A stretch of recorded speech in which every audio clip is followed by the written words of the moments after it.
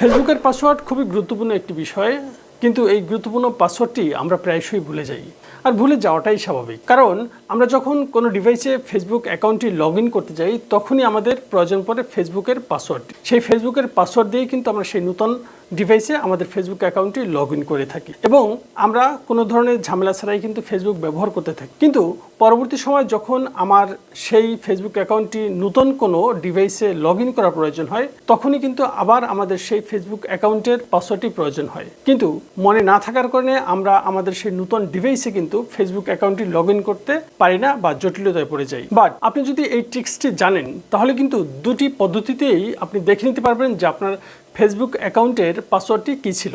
So প্রথম পদ্ধতির জন্য আমরা চলে যাব সরাসরি আমাদের হাতে থাকা স্মার্টফোনের প্লে স্টোরে। প্লে স্টোরটি প্রথমে আমরা ওপেন করে নেব এবং উপরের ডান পাশে যেখানে লোগো চিহ্ন আছে, এই যে আমাদের লোগো চিহ্ন বা প্রোফাইল পিকচার, আমরা এর উপর একটি ট্যাপ দিয়ে দেবো। ট্যাপ দিয়ে দেওয়ার পরে আমাদেরকে যখন নতুন একটি পেজে নিয়ে আসবে ঠিক তখনই এখানে আছে গুগল অ্যাকাউন্ট। এই যে আমরা এই গুগল অ্যাকাউন্টের উপর একটি ট্যাপ দিয়ে দেবো। ট্যাপ দিয়ে দিলে কিন্তু আমাদেরকে নতুন আরও একটি পেজে নিয়ে আসবে এবং যেখানে এই যে হোম আছে, হোমের ডান পাশে যেখানে পার্সোনাল ইনফরমেশন আছে এখান থেকে চেপে ধরে বাম দিকে আপনি যদি টান দেন তাহলে এখানে আপনি পেয়ে যাবেন হচ্ছে সিকিউরিটি অপশন। এই সিকিউরিটি অপশনের উপর আমরা একটি ট্যাপ দিয়ে দেবো। ট্যাপ দিয়ে দেওয়ার পরে আমাদেরকে যখন আবার নতুন একটি পেজে নিয়ে আসবে আমরা এখান থেকে নিচের দিকে একটু স্ক্রল করব। একেবারে নিচের দিকে আমরা চলে আসব।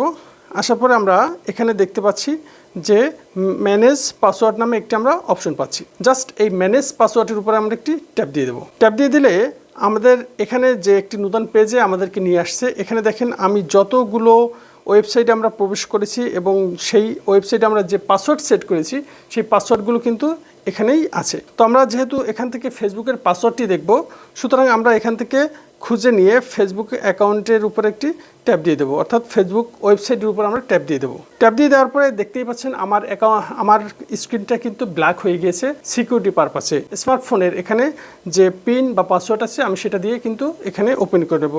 সো আমি আমার ফোনের পিনটি এখানে দিয়ে দিচ্ছি। ওকে, দিয়ে দেওয়ার পরে আমাদের নতুন সেই পেজটি ওপেন হয়ে গিয়েছে। এখন দেখতে পাচ্ছেন যে এখানে আমার ফেসবুক অ্যাকাউন্টটি যে নাম্বার দিয়ে খোলা সেই নাম্বারটি এখানে দেখাচ্ছে এবং তার নিচে কিন্তু এখানে আমার ফেসবুকের সেই পাসওয়ার্ডটি কিন্তু এখানে রয়েছে। আমি যদি এখানে এই আই চিহ্নতে যদি ট্যাপ দিয়ে দেই তাহলে কিন্তু আমার পাসওয়ার্ডটি এখান থেকে দেখা যাবে।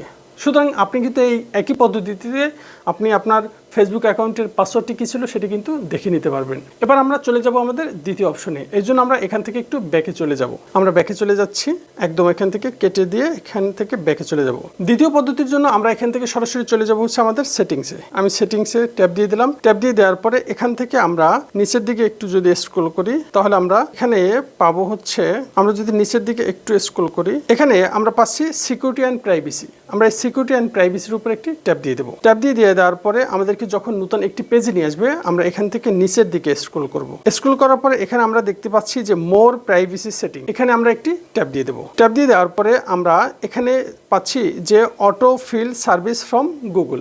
এই auto fill service from Google এর উপরে একটি আমরা ট্যাপ দিয়ে দেবো। ট্যাপ দিয়ে দিলে আমাদেরকে নতুন আরও একটি পেজে নিয়ে আসবে। এখানে আমরা দেখতে পাচ্ছি যে গুগল পাসওয়ার্ড ম্যানেজার, এই যে গুগল পাসওয়ার্ড ম্যানেজার এই অপশনের উপর একটি ট্যাপ দিয়ে দেব। ট্যাপ দিয়ে দিলে কিন্তু ঠিক প্রথম পদ্ধতিতে আমাদেরকে যেখানে নিয়ে গেছিল ঠিক একই পদ্ধতিতে কিন্তু আমাদের সেখানে নিয়ে আসছে। আমরা এখান থেকে ফেসবুককে খুঁজে বের করব। এই যে আমাদের সেই ফেসবুক, আমরা এই facebook.com এর উপর যদি আমরা ট্যাপ দেই তাহলে কিন্তু এখানে আমার ফোনের পিন বা পাসওয়ার্ড চাচ্ছে। এই মুহূর্তে কিন্তু আপনি আমার ফোনের স্ক্রিনটা ব্ল্যাক দেখতে পাচ্ছেন, হচ্ছে সিকিউরিটি পারপাসে।